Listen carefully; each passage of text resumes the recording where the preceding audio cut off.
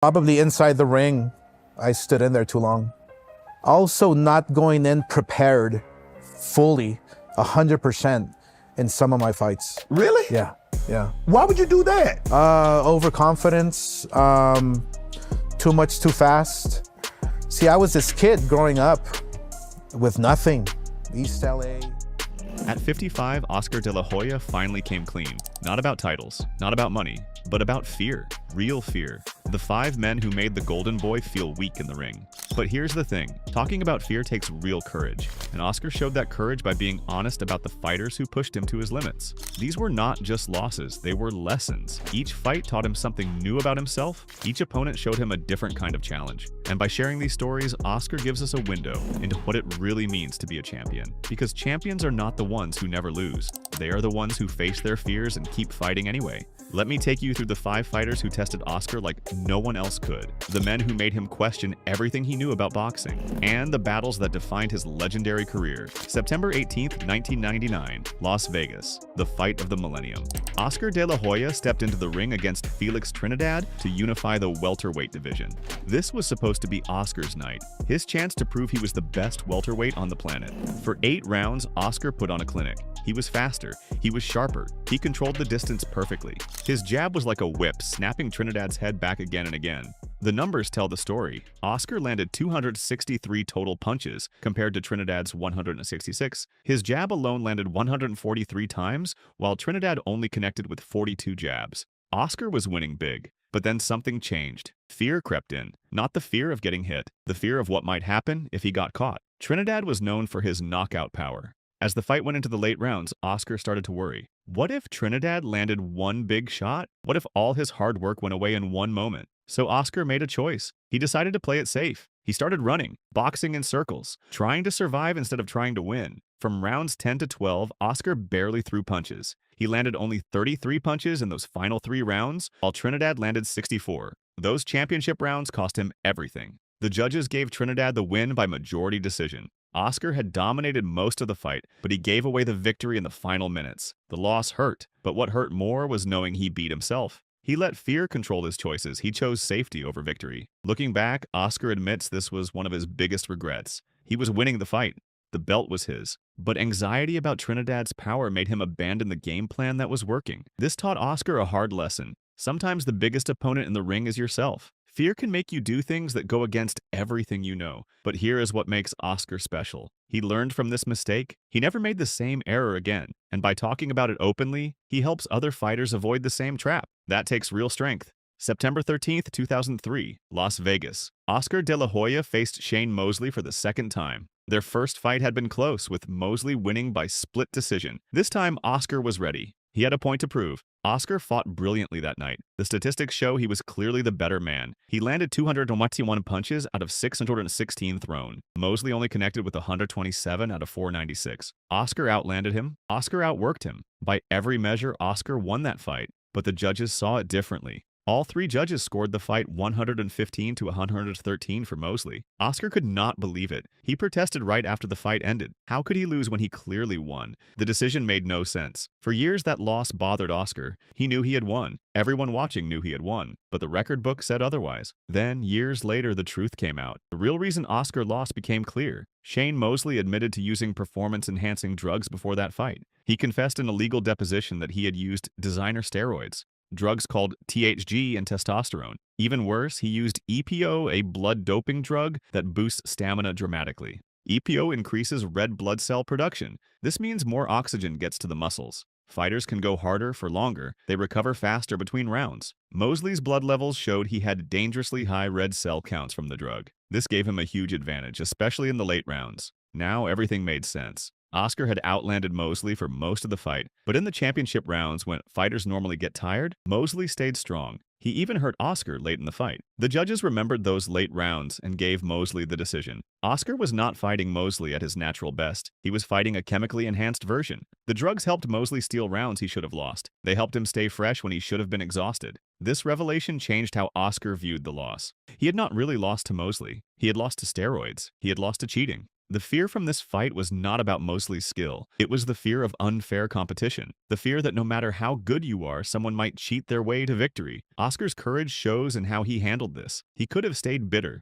He could have let anger consume him. Instead, he used this experience to push for better drug testing and boxing. He became a voice for clean competition. He turned a painful loss into a force for positive change. September 18, 2004, Las Vegas. Oscar De La Hoya moved up to middleweight to challenge Bernard Hopkins, the undisputed title. This was a bold move. Oscar had started his career at 135 pounds. Now he was fighting at 160 pounds. That is a huge jump. Hopkins was a natural middleweight. He had been fighting at this weight his whole career. At 39 years old, he was older than Oscar, but bigger and stronger. Size matters in boxing, and Hopkins knew how to use his size advantage. For 8 rounds, Oscar held his own. He used his speed and skill to stay competitive, but Hopkins was patient. He was looking for one perfect shot, and in the 9th round, he found it. A left hook to the body, clean and precise. It hit Oscar's liver perfectly. A liver shot is one of the most painful punches in boxing. It does not knock you out like a headshot. It shuts your body down completely. The pain is instant and overwhelming. Your legs stop working, your breathing stops, everything stops. Oscar dropped to his hands and knees. He rolled over in obvious pain. The referee counted to 10, but Oscar could not get up.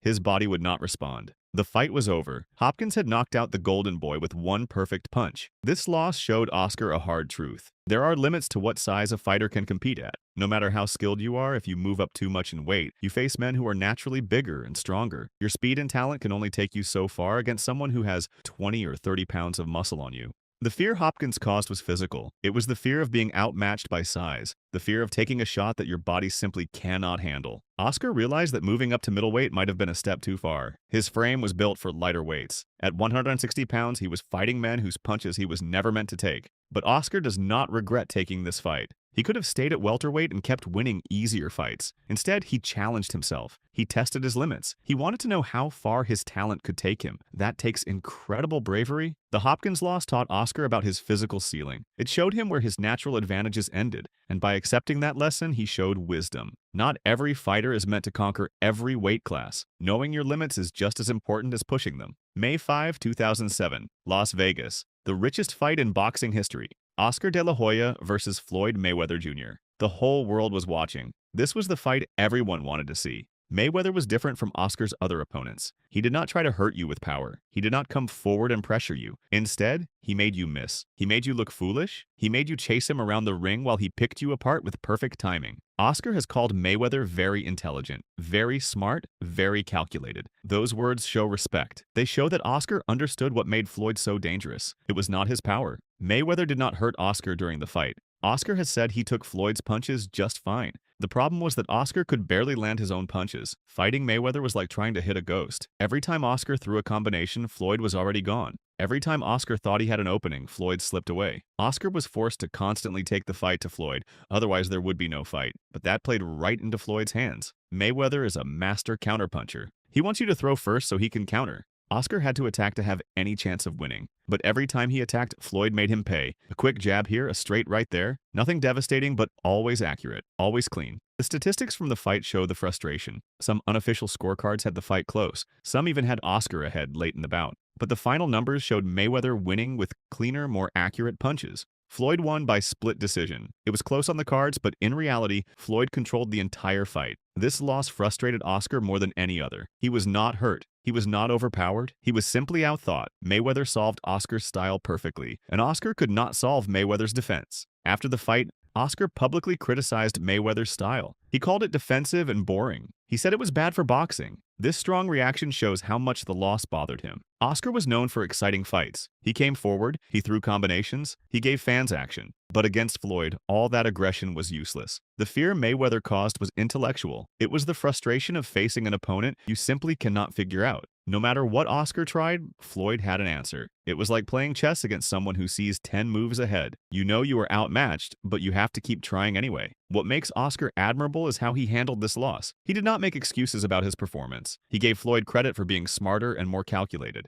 Oscar acknowledged that Mayweather's timing and precision were his greatest weapons. That kind of honesty takes real character. The Mayweather fight taught Oscar that sometimes you face someone who is just a bad matchup for your style. It does not mean you are not great. It means they have the perfect tools to beat you. Oscar learned to respect that reality. December 6, 2008, Las Vegas, Oscar De La Hoya's final fight against Manny Pacquiao. This was supposed to be a showcase, a chance for Oscar to prove he still had it. Instead, it became the darkest night of his career. Before we talk about the fight, we need to talk about what Oscar did to himself. He agreed to fight at 147 pounds. That was the welterweight limit. But Oscar had been fighting at higher weights for years. Cutting down to 147 was brutal. Oscar weighed in at 145 pounds. He looked drained. He looked weak. When fight night came, he actually weighed less than Pacquiao, even though Manny was the naturally smaller man. Oscar had lost all his size advantages. He had drained his body to make weight, and he paid the price. From the opening bell, Pacquiao overwhelmed him. Manny's speed was incredible. His punches came from every angle. Oscar could not keep up. He could not defend himself. He could not fight back. Everything that made him great was gone. The weight cut had stolen his power, his speed, and his ability to take a punch. Oscar has been honest about how he felt in that ring. He said he did not really feel Pacquiao's power in individual punches. It was the accumulation. Punch after punch after punch, with no way to stop them, no way to escape. Just constant punishment from a man who was faster and fresher. Then Oscar said something that shocked everyone. He admitted that during the fight, he literally wanted to die in that ring. He thought if Pacquiao hit him hard enough, maybe he would not wake up, and maybe that would be better than continuing to fight. Let that sink in. A champion, an Olympic gold medalist, a man who had won world titles in 6 different weight classes. He was so broken down, so overwhelmed, that he wished for the fight to end in the worst way possible. Oscar's corner stopped the fight before the 9th round. They could not watch him suffer anymore. It was the right decision. Oscar was not just losing, he was being destroyed. And it was not because Pacquiao was so much better. It was because Oscar had destroyed himself with the weight cut. The fear from this fight was existential. It was the terror of total helplessness, of being in the ring with no way to defend yourself, no way to fight back, just standing there while someone punches you over and over. That is every fighter's nightmare. And Oscar lived through it in front of millions of people. But here is what makes Oscar's admission so powerful. He could have made excuses. He could have blamed Pacquiao's speed or power. Instead, he took responsibility. He admitted he made a terrible mistake with the weight cut. He admitted he felt fear and desperation in that ring. He admitted he wanted to quit.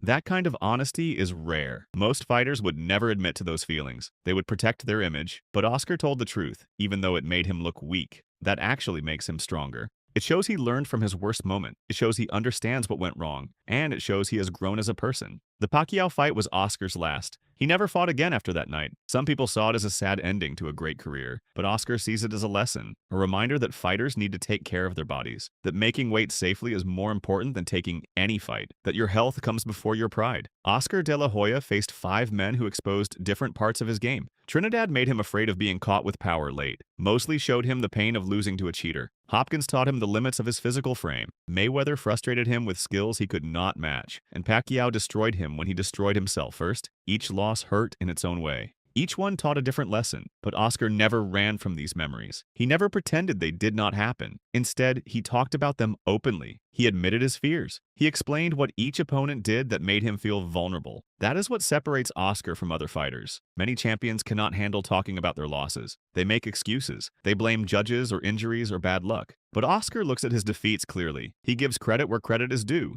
He explains what his opponents did well and what he did wrong. The 5 fighters Oscar feared were not just the ones who beat him. They were the ones who showed him something about himself he did not want to see. Trinidad showed him that fear could make him give up a one fight. Mosley showed him that hard work might not be enough against cheaters. Hopkins showed him that size eventually matters more than skill. Mayweather showed him that some puzzles have no solution. And Pacquiao showed him what happens when you sacrifice too much. Each lesson stung. Each one hurt his pride. But Oscar took those lessons and grew from them. He became a better person. He became a better businessman. He became a promoter who understood what fighters go through. And he became a voice for making boxing safer and fairer. At 55 years old, Oscar can look back at these 5 fights with wisdom. He can see how each one shaped him. He can appreciate the courage it took to face these men, and he can be proud that he never backed down, even when fear told him to run. Oscar De La Hoya's legacy is not about being undefeated. It is about being unafraid to face the best, about taking on challenges that might expose your weaknesses, about learning from losses instead of hiding from them, and about having the strength to admit when you were scared. The Golden Boy may have lost 5 times, but in admitting those fears, he won something bigger. He won respect. He won wisdom, and he won the right to call himself a true champion. Because champions are not the ones who never fall. They are the ones who get back up,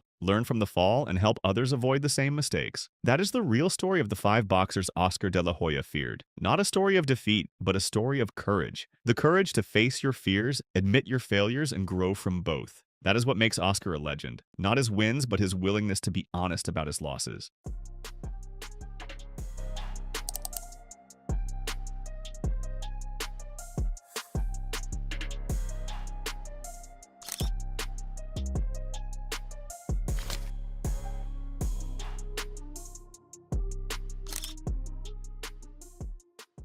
you know what? You put your head like this, I did my head like this. So it's like, you can see that I'm putting my ear, it's like I'm setting myself up.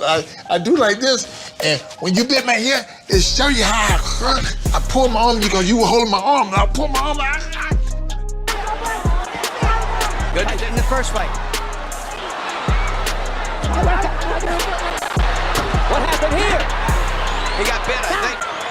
Evander Holyfield. At 59, Evander Holyfield finally reveals the 5 punchers. He feared the most. Evander Holyfield once said, "I feared only him." Those words hang heavy when you think about a man called The Warrior. This was a fighter who never backed down, who built a legend on courage. But fear? That word tells a different story. It shows us the other side of greatness, the side where even champions feel the weight of danger. At 59, Holyfield opened up about 5 names that haunted him most. 5 punchers who made him question everything. These were the men who pushed him to his absolute limit. Some beat him, some broke him, one never even fought him, but still earned a spot on the list. This is the story of Evander Holyfield's 5 greatest fears. Let's start with the man who delivered the single hardest punch Holyfield ever felt. George Foreman was 42 years old when they met in 1991.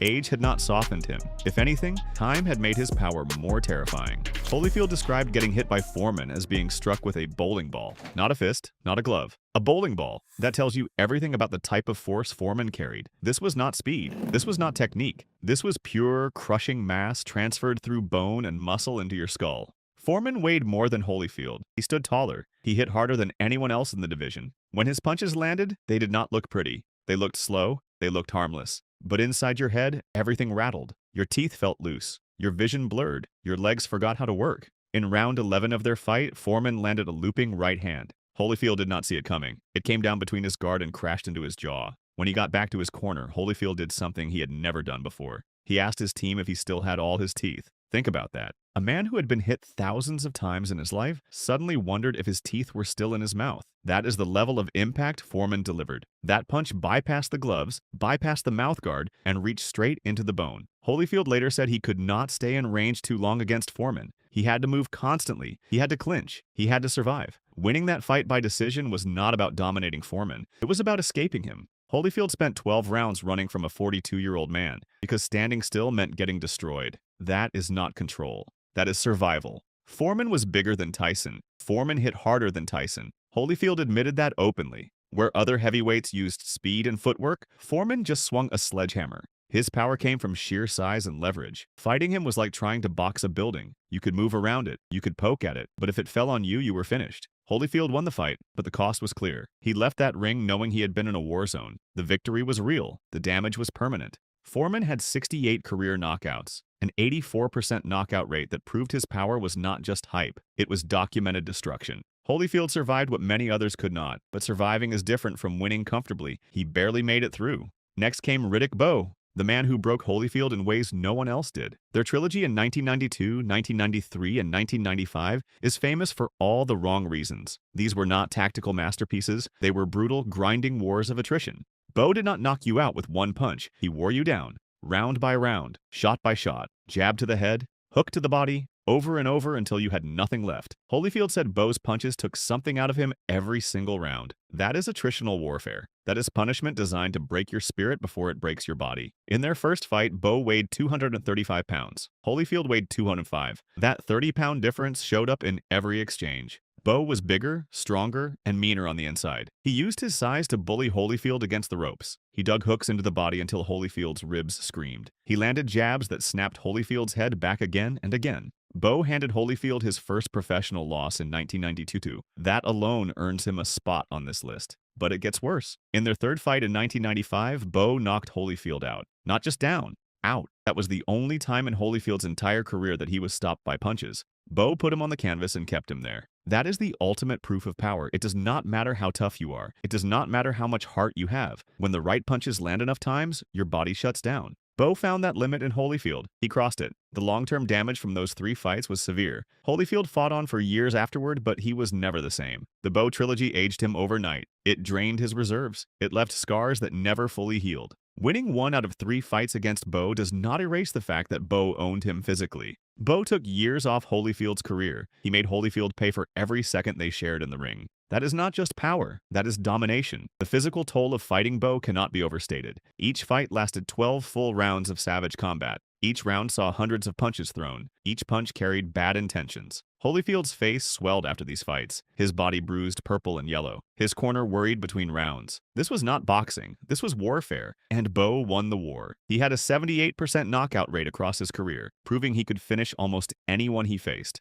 Holyfield was no exception. The only knockout loss of his career belongs to Bo. That fact haunts Holyfield's legacy forever. In the third fight, Bo stopped him in the 8th round. Holyfield could not answer the bell. His body quit. His will was still there, but his flesh failed him.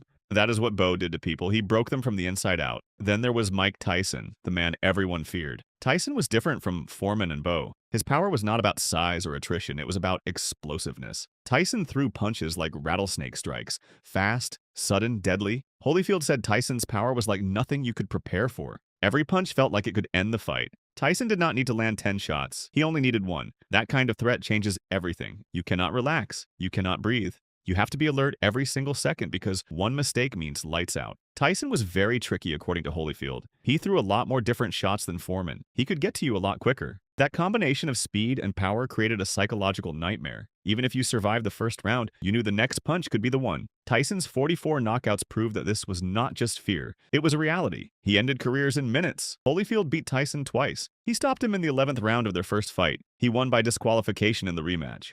But those victories came at a cost. Holyfield's strategy was pure defense. Stay in the clinch. Smother the power. Do not let Tyson breathe. Do not let him set his feet. Do not let him explode. That is not fighting. That is containment. Holyfield spent both fights trying to neutralize a bomb. He succeeded, but barely. Tyson was out on his feet in the 11th round of the first fight, but up until that moment, Holyfield was absorbing punishment that would have killed most fighters. Tyson's power was not just physical, it was mental. He made you fight scared. He made you second-guess everything. Holyfield had to remove that psychological edge to win. That took incredible mental strength, but it also shows how dangerous Tyson truly was. Even in defeat, Tyson forced Holyfield to fight a perfect fight. One mistake would have meant disaster. The psychological warfare Tyson waged was legendary. Fighters crumbled before the first bell rang. They saw Tyson's dead eyes during the stare-down and lost their nerve. Holyfield refused to break mentally, but the physical danger was always present. Tyson at 30 years old was still explosive, still dangerous, still capable of ending anyone's night in seconds. Holyfield had to be perfect for 11 rounds just to survive. Every clinch was strategic. Every step backward was calculated. Holyfield fought the entire bout in fear management mode. He knew what Tyson could do. He saw the highlight reels of bodies hitting the canvas. He understood the stakes. That kind of mental pressure wears on you just as much as the punches. Lennox Lewis was next on the list, and he represented something even more terrifying than raw power. Lewis had technique. He had size. He had reach. He had precision. Holyfield said Lewis was one of the few fighters he could not overpower. That is a devastating admission. Holyfield built his career on toughness and inside fighting. He could grind down bigger men through sheer will. But Lewis was different. Lewis could hurt you without overcommitting. He did not need to load up. He did not need to take risks. He just jabbed. He just moved. He just picked you apart from distance. Holyfield fought Lewis twice. The first fight ended in a controversial draw. The second fight was a clear loss. Those two results tell the full story. Holyfield could not solve the Lewis puzzle. He could not get inside. He could not outwork him. He could not outlast him. Lewis was too big, too skilled, and too smart. He used his 6'5" frame and 84-inch reach to keep Holyfield at arm's length. Every time Holyfield tried to close the distance, Lewis jabbed him back. Every time Holyfield tried to brawl, Lewis tied him up. It was systematic destruction. It was clinical. It was cold. Lewis's power was calculated. He did not waste energy. He did not chase knockouts. He just broke you down piece by piece until there was nothing left. Holyfield's inability to beat Lewis showed his limitations. Against Foreman, he could move. Against Tyson, he could clinch. Against Bo, he could fight back. But against Lewis, he had no answer. Lewis was the modern heavyweight, tall, technical, and impossibly difficult to beat. Holyfield's 2 fights with Lewis marked the end of his time at the top. He was outboxed, outclassed, and outgunned. Lewis did not just beat him, he exposed him. The draw in the first fight was generous. Many observers thought Lewis won clearly. The rematch removed all doubt. Lewis dominated from start to finish. He made Holyfield look old, slow, and small. That is the cruelest form of defeat. Not a knockout, not a war. Just systematic proof that you do not belong in the ring anymore. Lewis had a 70.8% knockout rate, which was lower than the others on this list. But his knockouts came from precision, not desperation. He picked his spots. He waited for openings. punished mistakes. Against Holyfield, Lewis never needed to chase the knockout because he was winning every round. He controlled distance, he controlled tempo, he controlled the narrative. Holyfield left both fights knowing he had been thoroughly beaten by a superior fighter. Finally, there was David Tua, the man Holyfield never fought professionally but feared more than most. Tua earned his place on this list through sparring alone. That is remarkable. Holyfield shared the ring with Tua in training and walked away convinced that Tua was one of the hardest punchers alive. Tua's left hook was frightening, according to Holyfield. He said Tua could take your head off if you blinked at the wrong time. Tua stood 5'10". He was short, compact, and built like a fireplug. His punches traveled short distances but carried devastating power. Holyfield compared Tua's power directly to Tyson's. He said Tua's left hook was as dangerous as anything Tyson threw. That is elite company. Tua recorded 16 first-round knockouts during his career. That means he ended fights before they even started. That kind of power is rare. It is the kind of power that makes even champions rethink their plans. The fact that Holyfield ranked Tua among his 5 most feared punchers, despite never facing him in a real fight, speaks volumes. Sparring is unfiltered. There is no crowd. There is no belt. There is just you and the other guy, testing limits. The impact Tua delivered in those sessions must have been profound. It must have been unforgettable. Holyfield walked away from that experience knowing he never wanted to face Tua in a 12-round war. Maybe that was wisdom. Maybe it was fear. Either way, Tua's presence on this list is justified. His 82.7% knockout rate backs up everything Holyfield said. Tua was a wrecking ball in human form. Holyfield saw that firsthand and wanted no part of it when real stakes were involved. Looking back at these 5 names, a pattern emerges. Holyfield did not just fear power. He feared specific kinds of power that targeted his weaknesses. Foreman's crushing force threatened his survival. Bo's relentless attrition drained his reserves. Tyson's explosive speed challenged his reflexes. Lewis's technical precision exposed his limitations. Tua's compact devastation promised instant destruction. Each man represented a nightmare scenario for Holyfield. Each man forced him to dig deeper than he wanted to go. Holyfield survived most of them, but survival is not the same as victory. His record against these 5 men tells the story. He beat Foreman once. He lost twice to Bo and won once. He beat Tyson twice. He drew once with Lewis and lost once. He avoided Tua entirely. That is a combined record of 4 wins, 3 losses, and 1 draw against the men he feared most. Not bad, but not dominant either.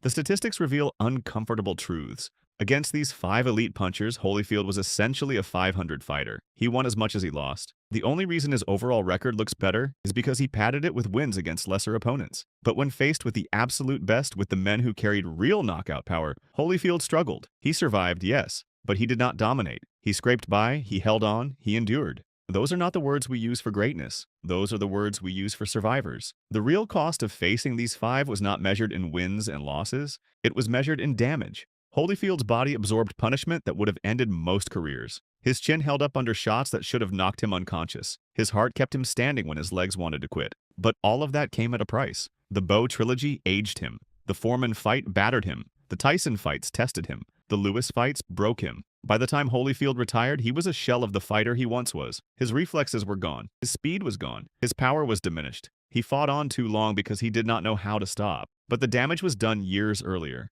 The 5 men on this list took something from him that he could never get back. Holyfield's career spanned decades, but his peak lasted only a few years. That peak coincided directly with facing these 5 destroyers. No other heavyweight in history faced such a concentrated gauntlet of elite power punchers. Ali never fought all the hardest hitters of his era in succession. Frazier did not either. Holmes avoided some dangerous opponents. But Holyfield? He ran straight into the fire, he fought them all, and they all left marks on him that time could not erase. His professional record stands at 44 wins, 10 losses, and 2 draws. But 8 of those 10 losses came after his wars with these 5 men. The damage accumulated. The miles caught up. The body broke down. He kept fighting because he loved the sport. But the sport stopped loving him back years before he retired. Holyfield's legacy is secure. He is a 4-time heavyweight champion. He is a Hall of Famer. He is one of the greatest fighters of his generation. But this list reveals the hidden truth. Holyfield was not the best. He was the bravest. He was not the strongest. He was the most willing to suffer. He did not dominate the division. He survived it. That is not a criticism. That is reality.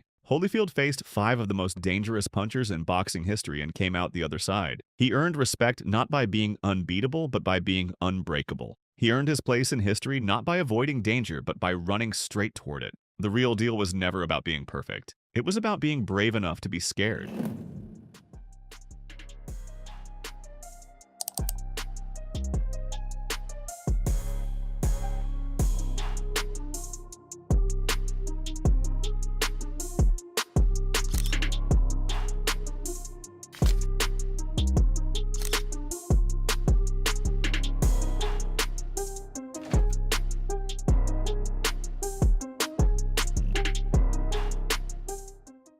When we got in the ring, Jerry on this side, I'm on this side. The referee said, shake hands. I said, okay. I reached to shake Jerry Cooney's hand, and I grabbed him and I said, let's have a good fight. And he looked at me, and that was it. And it was a good fight. Jerry, I kicked your butt.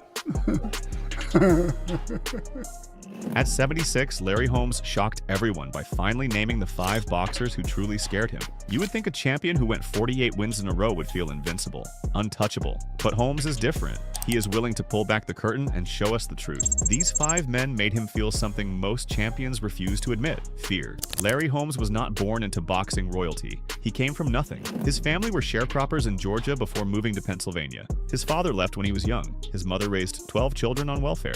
Holmes dropped out of school in the 7th grade. He worked at a car wash, in a quarry, in a rug mill, in a foundry. Every day was a grind just to survive. Boxing was not a dream for Holmes. It was his only way out. When he started training, he was not polished like the Olympic champions. He learned by watching and by getting hit. His big break came when he became a sparring partner for Muhammad Ali. For 4 years, Holmes lived in Ali's shadow. He absorbed punishment preparing Ali for his legendary fights. Holmes studied every move Ali made, every jab, every feint. He borrowed it all and made it better. Holmes developed a jab that became his signature weapon. It was not flashy like Ali's. It was heavier, more punishing. He used his 6'3" frame to step into every punch, generating power from his legs and hips. That jab was his shield and his sword. When it was working, Holmes controlled the ring. But when an opponent could walk through it or counter it, that is when the fear kicked in. Behind every fight, there was another fear that haunted Holmes. This was the fear of financial ruin, orchestrated by his promoter, Don King. Holmes has stated that King cheated him out of approximately $10 million over his career.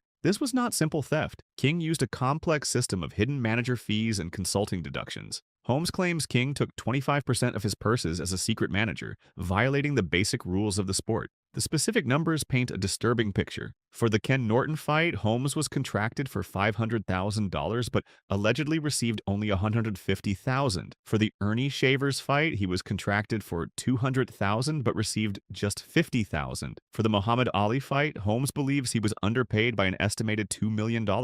The psychological impact was crushing. Holmes was risking his life against men like Shavers, only to have his reward stolen by the man organizing the event. This financial abuse created a sense of isolation and desperation. Holmes famously said they put their lives on the line to fight, and these guys take their money. He saw the machinery crushing his peers. Tim Witherspoon was forced to sign 4 contracts, including 2 managerial deals taking up to 50% of his purses, plus a completely blank contract. Holmes feared ending up broke despite his success. This fear drove him to invest wisely in real estate and businesses back home in Easton, Pennsylvania. Today, he owns office complexes, restaurants, and employs over 200 people. He secured the financial freedom that so many fighters never achieve. Now, before we dive into the first fighter Holmes feared, let me ask you this. Who do you think hit harder? Ernie Shavers or Mike Tyson? Drop your answer in the comments below because Holmes has a very strong opinion on this, and it might surprise you. The first man on Holmes' list is Ernie Shavers. Shavers was not the most skilled boxer, but he possessed something terrifying: raw knockout power. Holmes faced Shavers twice in 1978 and 1979. He won both times, but the memory of Shavers' punches stayed with him forever. Even at 76, Holmes is crystal clear. He says Ernie hit him harder than any other fighter, including Mike Tyson. That is a bold statement. Tyson is known worldwide for his explosive power, but Holmes insists Shavers had something different, something heavier. The fight that proved it happened in September 1979. Holmes was defending his title. He was boxing beautifully, using movement and his jab to keep Shavers at a distance. Then, in the 7th round, Shavers landed a looping overhand right. The punch connected perfectly on Holmes' jaw. Holmes dropped like a stone. His head bounced off the canvas. He was unconscious before he even hit the floor. Holmes described it as feeling like someone cut the lights off. One moment he was boxing, the next moment everything went dark. There was no pain, just a flash of light followed by blackness. He somehow got up. Nobody knows how. His body moved on instinct. He survived the round, cleared his head, and went on to stop Shavers in the 11th round. But that knockdown changed Holmes. It showed him that one mistake could end everything. Against a technical boxer like Ken Norton, a mistake meant losing a round. Against Shavers, a mistake meant waking up in the locker room with a concussion. Holmes had to fight with constant focus, never letting his guard down, always aware that Shavers could erase everything with one punch. That is primal fear. That is the fear of sudden, violent trauma. The second man Holmes feared was Ken Norton. Norton was different from Shavers. He did not have one-punch knockout power. Instead, he brought something equally dangerous: relentless pressure and unbreakable will. Norton used a unique cross-armed defense. holding his forearms across his chest and face like a shield. From that position, he would launch overhand hooks that hurt badly. He was physically imposing, built like a bodybuilder, and he never stopped coming forward. Holmes fought Norton in June 1978 for the WBC Heavyweight Championship. The fight was a war. It went all 15 rounds. Going into the final round, the scorecards were dead even. Holmes knew he had to dig deeper than he ever had before. He was exhausted. His body was screaming. Norton kept pressing, trying to break his spirit. Holmes stood his ground and traded punches in a brutal exchange of willpower. Holmes won by split decision, but it nearly destroyed him. He admitted he only received $150,000 for that fight, far less than the champion Norton made. He felt the financial pressure on top of the physical pressure. Norton was the kind of fighter who simply would not quit. You could not discourage him with movement or a few stiff jabs. Holmes learned that being champion meant being willing to die in the ring if necessary. Holmes groups Norton with the strong guys, fighters like Shavers and Jerry Cooney, who brought immense physical force. He says they fought the top 10, never ducked anybody. The fear Norton created was the fear of exhaustion, the fear of reaching your absolute limit and having to push past it. For a boxer like Holmes, who relied on skill and elegance, Norton was the ultimate test of physical endurance. The third fighter Holmes feared was Jerry Cooney, but this fear was different. It was not just about boxing, it was about race, politics, and society. The fight in June 1982 was promoted with heavy racial tension. Cooney was cast as the Great White Hope, the man who would bring the heavyweight title back to white America. Cooney appeared on the cover of Time magazine. Holmes, the defending champion, was ignored or vilified. Holmes received death threats, his mailbox filled with hate mail. Snipers were positioned on the roofs at Caesar's Palace on fight night because of credible threats of violence. Holmes was not just fighting a boxer, he was fighting a symbol. Losing to Norton or Shavers would have been a sporting defeat. Losing to Cooney would have been a disaster in Holmes' eyes.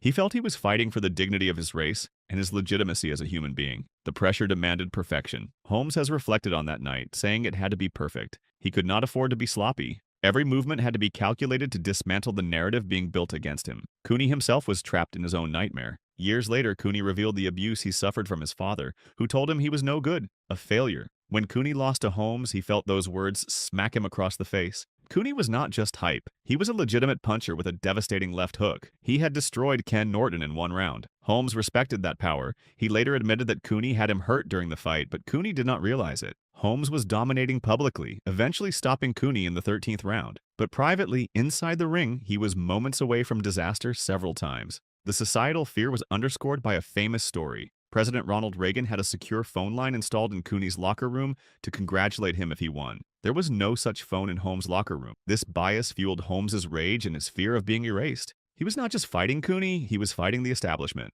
The fourth man Holmes feared was Tim Witherspoon. Witherspoon represents the boxer's fear, the fear of a style you cannot solve. In May 1983, Holmes fought Witherspoon, a young, hungry contender largely unknown to the public, but deeply feared in boxing circles. Witherspoon used a variation of the cross-armed block, similar to Norton, but more dynamic. He would tuck his chin behind his shoulder, roll with punches, and fire back with unpredictable overhand rights. Holmes, usually the master of distance and timing, found himself confused by Witherspoon's angles. His jab, normally his skeleton key, was not opening the lock. The fight ended in a highly controversial split decision for Holmes. The scores were razor-thin. Many observers felt Witherspoon had done enough to win. The closeness of the bout shook Holmes' confidence. He had been looking for an easy defense. Instead, he found himself in a chess match where he was losing pieces. Witherspoon was not just awkward, he was heavy-handed. The fight was a bloodbath, with cuts and swelling on both men. Holmes struggled to stop the bleeding from a cut on his head. The physical damage was real, but the most telling admission came later. Holmes was quoted saying he wanted a lot of money, and no more of those big hitters like Tim Witherspoon. He said he had paid his dues. If they wanted him back, they needed to give him little people he could beat on without getting hurt. This quote is remarkable. It is a rare moment of total vulnerability for a heavyweight champion. It is an explicit admission that Witherspoon hurt him, and that he did not want to face that kind of danger again without massive compensation. Witherspoon represented the physical toll of the sport catching up to Holmes. He was not just nervous about Witherspoon, he actively wanted to avoid a rematch unless the price was huge. The fifth and final man Holmes feared was Mike Tyson, but this fear was different from all the others. It was the fear of time, the fear of becoming obsolete. By 1988, Holmes had been retired for nearly 2 years. He was 38 years old. Tyson was 21. Holmes was lured back by Don King and the promise of a massive payday. He admits now at 76 that he was nervous about this fight. The nervousness came from a realistic understanding of his own fading abilities and Tyson's ferocity. Tyson was described as the only guy Holmes fought who genuinely wanted to hurt him. The fear was not just about losing. It was the realization that he was an old lion entering the cage with a young one. The fight against Tyson remains the only time in Holmes' 75-fight career that he was stopped inside the distance. He was knocked down 3 times in the 4th round. The final knockdown, where his head bounced violently off the canvas, was a visual representation of the changing of the guard. Holmes has expressed regret about taking this fight. He said he took it in too much of a hurry. If he had more time, he claims he would have beaten Tyson. But the admission of nervousness suggests a deeper truth. Holmes knew he was walking into danger without his weapons. Holmes respects Tyson's power but qualifies it. He says Tyson hit hard, but Shavers hit harder. However, he describes Tyson as a beast and acknowledges the aura of invincibility Tyson carried at that time. The 1988 fight stands as the moment Holmes faced a force he simply could not handle with his jab. Adding insult to injury, Don King deducted a $300,000 finder's fee from his purse. Holmes sued King after the fight. There is one more fighter we must discuss, though he does not fit the traditional category of fear. That man is Muhammad Ali. When Holmes fought Ali in 1980, Ali was a shell of himself, suffering from early Parkinson's disease and clearly unfit for combat. The fear Holmes felt was not physical. It was emotional. It was the dread of destroying the man who made him. Holmes had served as Ali's sparring partner for years. He traveled the world with Ali, ate his food, learned his craft. He loved Ali as a mentor and a brother. When Holmes beat Ali into submission in their 1980 fight, stopping him for the only time in Ali's career, Holmes returned to his locker room and wept. He said he took no pleasure in beating Ali. The fear here was the fear of destroying his father figure in the sport. Holmes had to beat Ali to validate his own reign, but in doing so, he felt he damaged his own soul. He feared the judgment of history and the sight of his idol crumbling under his fists. This is a unique psychological trauma that Holmes still processes today. He visited Ali in his final days and maintains reverence for the greatest. At 76, Larry Holmes uses these 5 fears to judge the current generation of heavyweights. He has been harsh on fighters like Tyson Fury and Anthony Joshua. He called Joshua a ripe tomato, a term meaning soft and ready to be smashed. He believes he would have schooled Fury. He criticizes the lack of fundamental skills in the modern era, saying they do not know how to throw combinations and move to protect themselves. He specifically attacks Fury's tendency to take punches to prove toughness, arguing that boxing is about hitting and not getting hit. Holmes says the fighters today are not the fighters of his era. He insists they fought the top 10, never ducked anybody. He lists Ernie Shavers, Jerry Cooney, and Ken Norton as examples of strong guys. He claims today's fighters do not want to fight. This comparison elevates his own rivals. By asserting that Shavers and Norton were terrifying forces, Holmes validates his own survival. If modern fighters are weak, then his conquests over the monsters of the 70s and 80s become even more legendary. So what do we learn from Larry Holmes' admissions at 76? We learn that fear is not weakness. Fear is recognition of danger. Shavers represented the fear of blunt force trauma. Norton represented the fear of exhaustion. Cooney represented the fear of societal pressure. Witherspoon represented the fear of a style he could not solve. Tyson represented the fear of time and aging. Holmes defeated 4 of these 5 men. He only lost to Tyson when he was nearly 40 years old and well past his prime. That he survived Shavers' knockout power, Norton's relentless pressure, Cooney's societal weight, and Witherspoon's awkward danger is a testament to his greatness. His admission of fear does not diminish him. It humanizes him. It shows us that courage is not the absence of fear, but the triumph over it. Holmes looks at the 2025 heavyweight landscape and sees fighters who lack the defining fires that forged him. They have not felt the terror of the one mistake against Shavers. They have not experienced the desperation of fighting under contracts of servitude. They have not endured the burning need to prove they are more than just a sparring partner. Before we finish, I want to hear from you. Which of these 5 fighters do you think posed the greatest threat to Larry Holmes? Was it Shavers with his devastating power? Norton with his unbreakable will? Cooney with all that societal pressure? Witherspoon with his confusing style? Or Tyson representing the inevitable march of time? Drop your thoughts in the comments. And if you think Holmes would truly dominate today's heavyweights like he claims, let me know that too. In admitting who he feared, Larry Holmes definitively answers why he should be revered. He faced the monsters, and he won.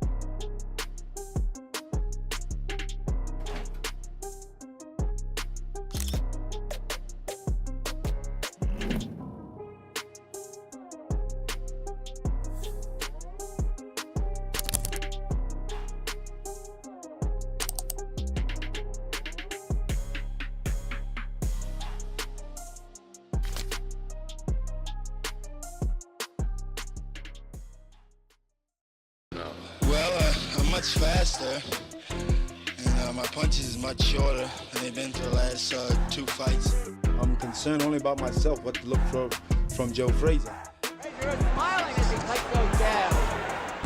Joe Frazier once said something that shocked the boxing world. He admitted he feared certain fighters, not just respected them, feared them. The man who walked through fire, who never backed down, who became a champion by sheer will, looked into the camera and named 5 boxers who made his heart race before the bell even rang. But here's the truth about Smokin' Joe. His fear didn't make him weak, it made him honest, and that honesty reveals more about his courage than any knockout ever could. Because Joe Frazier didn't run from the men who scared him. He ran straight at them. And the reasons why these 5 fighters terrified him tell us everything about what it really means to be a champion. Let's start with the name everyone knows, Muhammad Ali, the man who haunted Frazier's dreams long before they ever stepped into the ring together. Ali wasn't just a fighter to Joe. He was a psychological weapon aimed directly at Frazier's soul.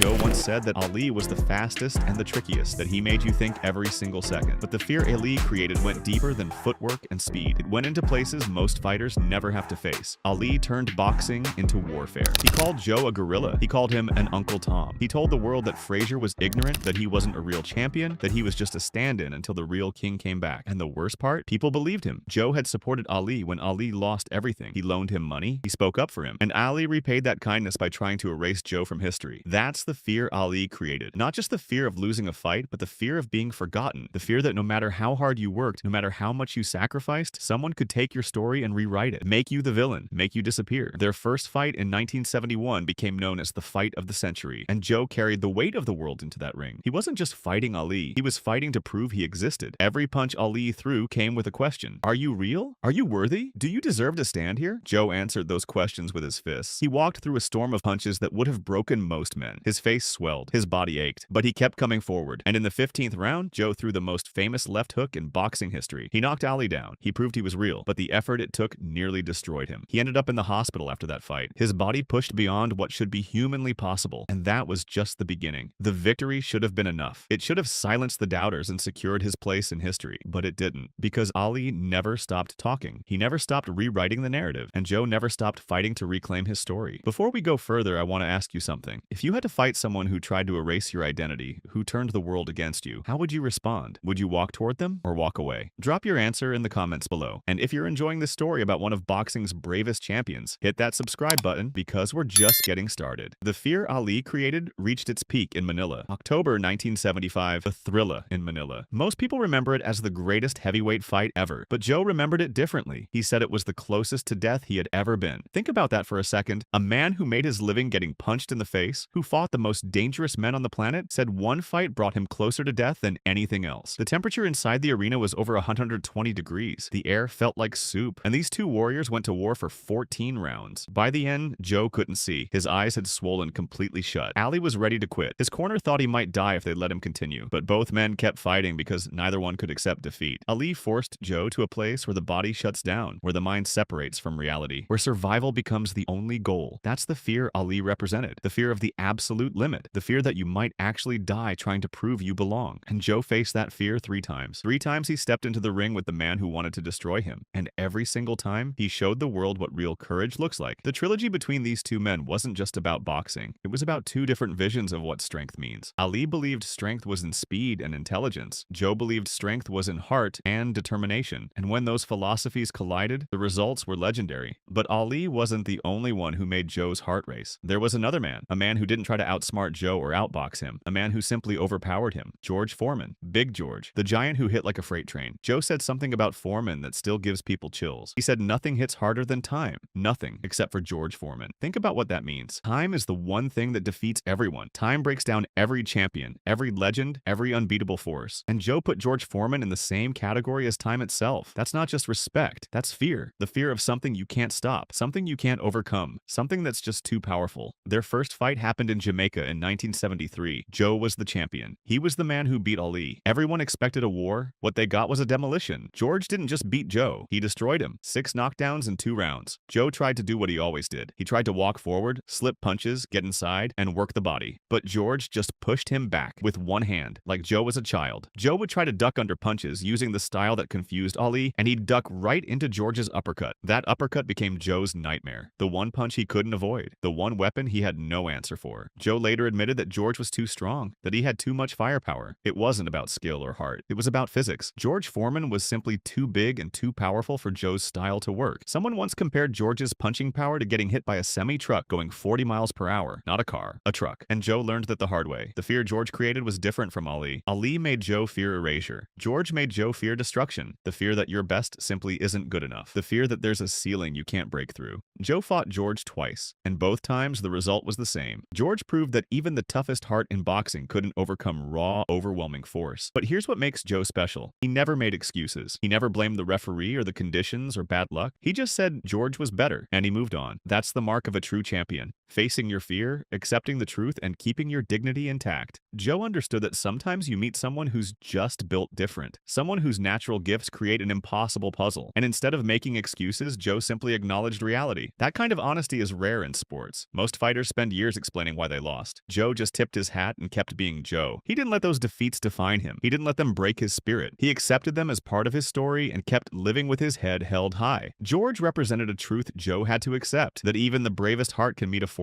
it cannot overcome. And there's no shame in that truth. Now let's talk about a fighter most people forget. Oscar Bonavena, the Argentine bull, the wild man who fought like he had nothing to lose. Joe feared Bonavena for one simple reason. The man would not stop. You could hit him with your best punch, the one that knocked out everyone else, and Bonavena would smile at you. Then he'd hit you back. Joe said Bonavena was a bull, that he'd hit him, and Bonavena would come back stronger. And he wasn't exaggerating. In their first fight in 1966, Bonavena did something Ali never did. He dropped Joe twice in the same round. And here's the terrifying part. One more knockdown, and Joe would have lost automatically. New York had a 3-knockdown rule back then. 3 knockdowns in one round, and the fight was over. Joe was one punch away from disaster. One more shot and his whole career could have ended before it really started. Bonavena created a specific kind of fear. The fear of the grind. The fear that you're going to have to work harder than you've ever worked, hurt more than you've ever hurt, and still not be sure you'll win. Joe had to dig deeper against Bonavena than against almost anyone. He had to find reserves of energy and willpower he didn't know existed. And even after he survived those knockdowns, even after he won the fight, he knew he'd have to do it all over again. Because Bonavena didn't respect anyone. He called Joe out after fighting Ali. He mocked him. He told the world that if he had fought Joe instead of Ali, Joe's jaw would be wired shut. That kind of disrespect fueled the rivalry. And when they fought again in 1968, it was another brutal grind. Joe won, but Bonavena's face was destroyed, gruesomely bruised, and even then, the bull was still standing. That's what Joe feared. A man who refused to quit. A man who would take everything you had and ask for more. Bonavena represented the nightmare scenario for any pressure fighter. What happens when you meet someone who absorbs everything and keeps coming? What happens when your greatest weapon becomes useless? Joe had to answer those questions twice, and both times, the answer required more pain than most people could imagine. Then there was Jerry Quarry, the Irish warrior. The man they called too tough for his own good. Joe feared Quarry for a different reason than the others. When Joe looked at Jerry Quarry, he saw himself. Another pressure fighter. Another man who came forward no matter what. Another guy with a devastating left hook and an unbreakable will. Joe once called Quarry a hell of a fighter. Tough as they come. And their fights proved it. When they met in 1969, it became the fight of the year. Not because of knockdowns or drama, but because of pure violence. Joe had to turn Quarry's face into a bloody mask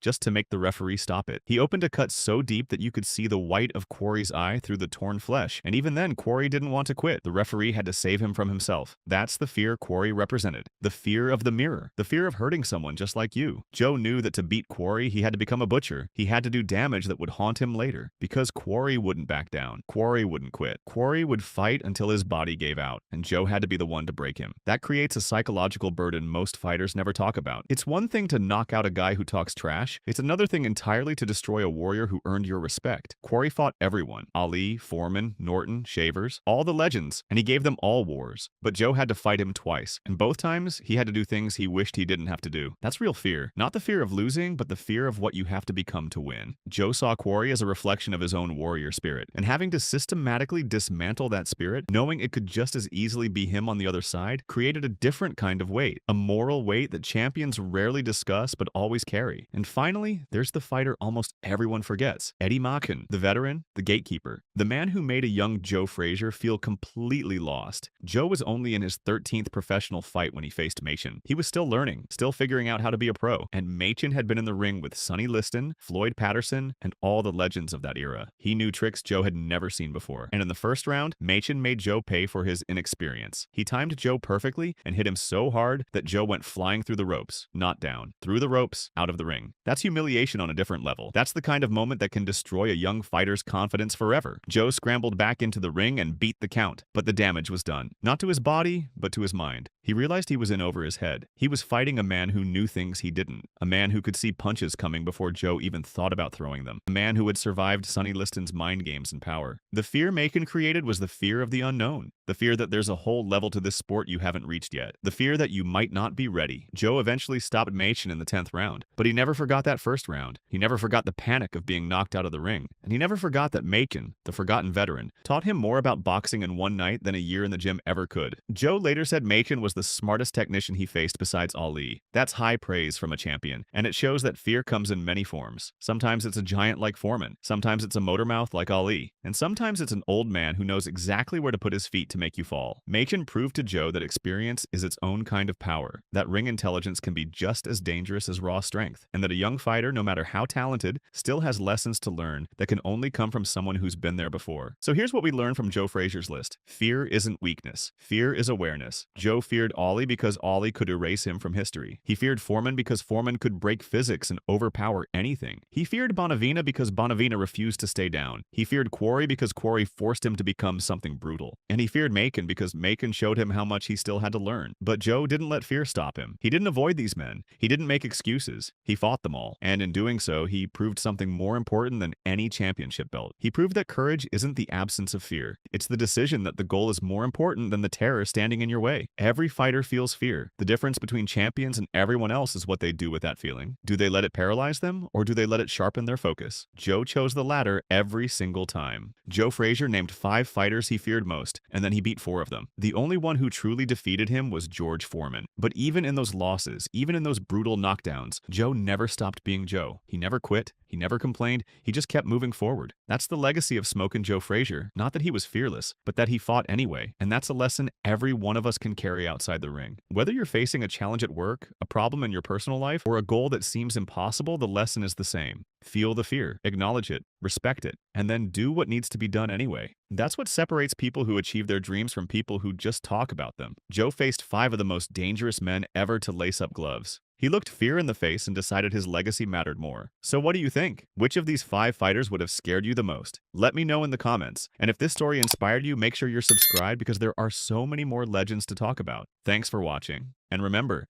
champions aren't made by never feeling fear. They're made by feeling it and fighting anyway. The scene was the Superdome in New Orleans. At stake, the WBC Super Welterweight Championship held by Wilfred Benitez, the 23-year-old from Puerto Rico who has held 3 world titles. And Hearns finishes with a flurry.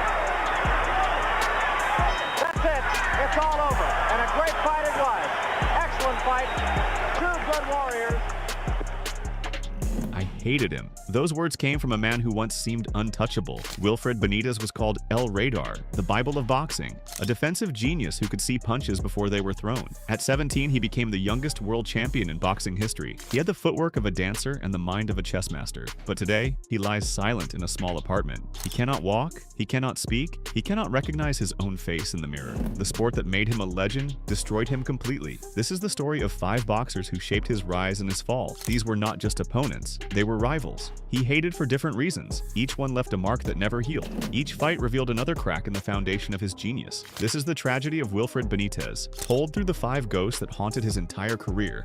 March 6, 1976, San Juan, Puerto Rico. Wilfred Benitez walked into Hiram Bithorn Stadium as a boy. His high school classmates filled the seats. He was 17 years, 5 months, and 23 days old. Across the ring stood Antonio Cervantes, a legend, Kid Pambale, the WBA light welterweight champion, a 30-year-old warrior from Colombia. Cervantes had defended his title 10 times. He was on a 19-fight winning streak. He had beaten 2 Hall of Famers. People were talking about him fighting Roberto Duran next. Benitez was undefeated at 25 Suro, but nobody gave him a chance. He was a 4-1 underdog, a boy challenging a man. The experts thought he was too young, too inexperienced, too unprepared for this moment. The first 4 rounds were even. Then something changed. In the 5th round, the teenager took over. His speed was extraordinary. His skill was unreal. He jabbed smartly. He made the champion miss his hooks. For 15 brutal rounds, the boy outboxed the man. Cervantes threw everything at him. Heavy punches, veteran tricks, nothing worked. When the final bell rang, Benitez won by split decision. He became the youngest world champion in boxing history, a record that will never be broken because of modern age rules. In his post-fight interview, he dedicated the win to his family and his country. One writer said he was too young to appreciate history, but old enough to have made it. The crowd went wild. Puerto Rico had a new hero, but here is the truth. Benitez did not hate Cervantes. He hated what the win did to him by reaching the top of the world at 17. He set a standard he could never match again. Every future victory would be measured against this impossible moment. This was his original sin. When you can rely on pure talent to beat a dominant champion at 17, you start to believe something dangerous. You start to believe hard work is for lesser fighters. You start to believe genius is enough. His own father would later write an article called Why Benitez Won't Win, complaining that his son refused to train seriously. That attitude did not come from nowhere. It came from this night. The victory over Cervantes convinced him that his talent was a substitute for discipline. He thought his radar would always save him. He thought his natural gifts would always be enough. It was the greatest moment of his life, but it planted the seed of his destruction. This one perfect night gave him a false sense of security that would haunt him forever. By November 30th, 1979, Wilfred Benitez was a 2-division world champion, but now he faced his reflection. Sugar Ray Leonard was everything Benitez was. Fast, brilliant, defensively perfect, but Leonard was also the media darling, the Olympic hero, the golden boy. The fight at Caesar's Palace was billed as a chess match. Both were undefeated masters of the sweet science. The purses were over $1 million each. It was the richest non-heavyweight fight in history at that time. The pressure was insane. Benitez's own father publicly wrote that article saying his son would not win because he refused to train. Imagine that? Your own father betting against you in the biggest magazine in boxing before the first bell. The two fighters had one of the most intense stare-downs in boxing history. 30 seconds of nose-to-nose hatred, stone-cold faces. The crowd felt the electricity. This was personal. Leonard started fast in the 3rd round. He scored a flash knockdown with a sharp jab, but the knockdown woke Benitez up. He adjusted his style and began to use his defensive magic. Leonard later admitted, "I was not aware I was in a championship early because I hit him so easy. But then he adjusted to my style. It was like looking in a mirror." Benitez made Leonard miss over and over. Leonard's trainer, Angelo Dundee, begged him to attack the body because the head was too hard to hit. In the 6th round, an accidental clash of heads opened a deep cut on Benitez's forehead. Blood poured down his face for the rest of the fight.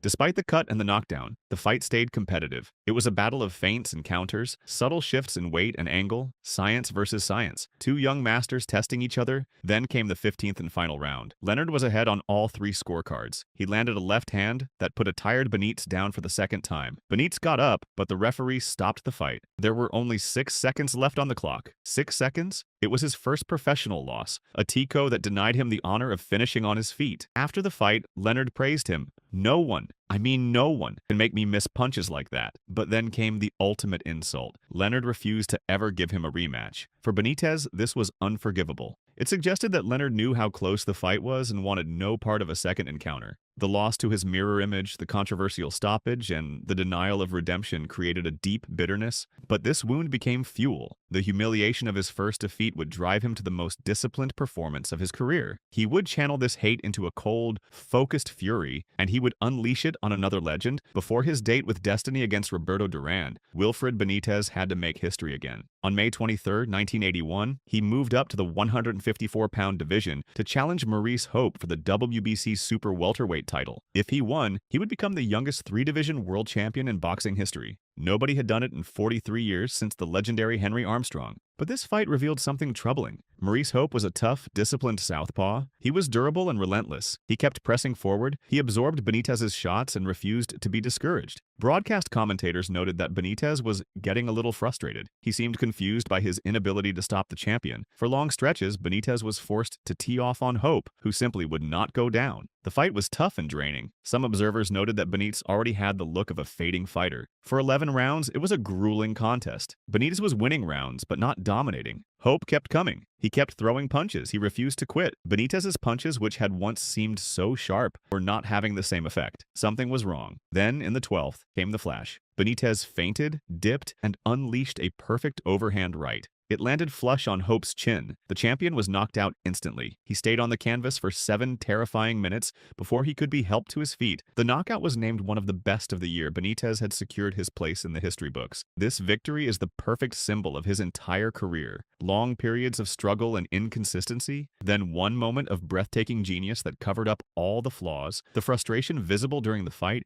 came from a deep place, a prodigy's anger that his opponent was not falling sooner. This pattern reinforced a dangerous idea that his natural gifts were a trump card he could play at any time, that he did not need round-by-round discipline. The knockout of Hope was historic. It was the last great offensive moment of his career, but the difficulty he faced getting there was a warning. The radar was still working, but the signal was fading. January 30th, 1982, this was a battle for the soul of Latin boxing. In one corner stood Roberto Duran, Manos de Piedra, Hands of Stone, the living legend, the embodiment of primal fury and intimidation. He was seeking redemption after the infamous No Moss surrender to Sugar Ray Leonard. In the other corner stood Wilfred Benitez, the cool scientific craftsman, the defending WBC super welterweight champion. For Benitez, this fight was deeply personal. According to his camp, he was specially motivated. He had lived for years with the legend of Duran as the hero boxer of Latin America. He burned with the quiet conviction that he was the superior fighter. He believed the boxing world had it all wrong, that Duran's reputation was built on fear,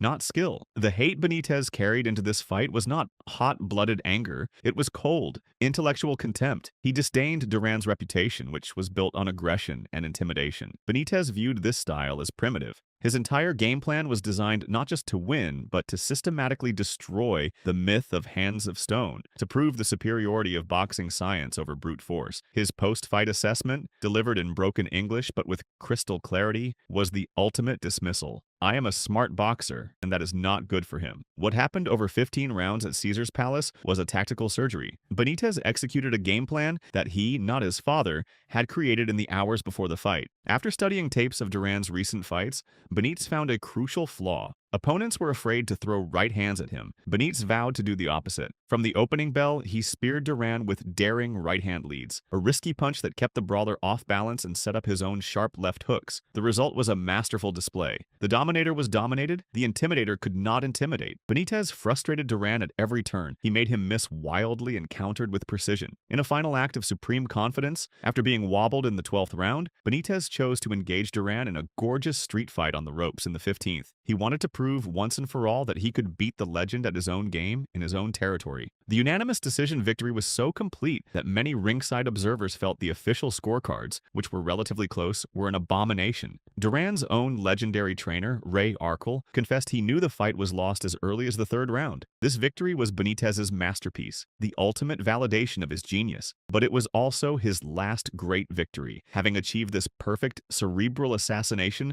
of a living icon. His deep motivation seemed to vanish. He had slain the dragon that represented everything he hated about boxing. The cold contempt that fueled his perfect preparation was spent. Now there was only the mundane reality of another title defense. In a moment of profound irony, Benitez advised after the fight that Duran has to take better care of himself and train harder. The very criticism that had been thrown at him his entire career, it showed a brilliant tactical mind that could see the flaws in any opponent but remained blind to the same failings in himself. December 3rd, 1982, the fight against Thomas Hearns was the final act of Wilfred Benitez's reign as world champion. The bout was held in the massive Louisiana Superdome as part of the Carnival of Champions card. It was the end of a 2-year saga. The fight had been postponed from the ill-fated This Is It event in 1981. A cloud of frustration hung over the event. Lagging ticket sales forced promoter Don King to convince both fighters to accept huge pay cuts from their original $1.5 million purses. For Benitez, the financial insult would pale compared to the professional humiliation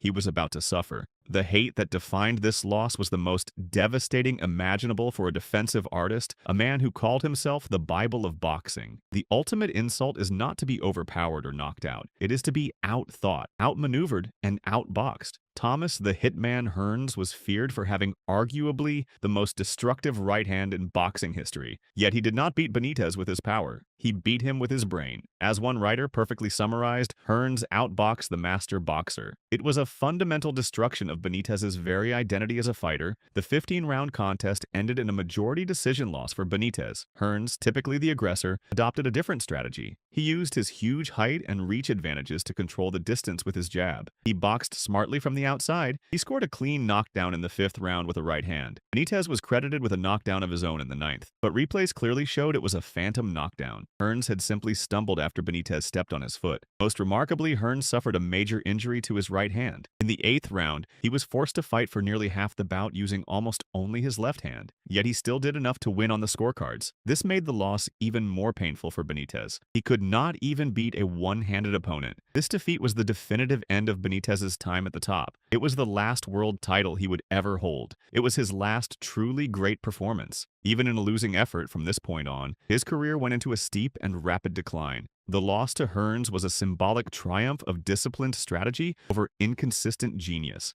Hearns, known as a cannon, adapted his style specifically for the challenge. He showed a versatility that Benitez, who relied on his standard set of defensive skills, could not match. The loss made Benitez the unofficial 5th king, a fighter with all the talent to belong to the exclusive club of Leonard, Duran, Hagler, and Hearns, but who ultimately lacked the consistent discipline and focus to claim a permanent seat at their table. The bitterness of this final humiliation was in being beaten at his own game, a checkmate that signaled the end of his reign. The career of Wilfred Benitez, viewed through these 5 rivalries, unfolds as a tragedy in 5 acts. It began with the impossible pressure of his historic victory over Antonio Cervantes, a feat so huge it created a standard he could never meet again. This was followed by the deep bitterness of his first defeat to Sugar Ray Leonard, a loss to his own reflection that was made unforgivable by the denial of a rematch. His last great offensive display, the brutal knockout of Maurice Hope, was a grueling fight that exposed his frustrations and showed his physical decline. He reached his absolute peak in the cold,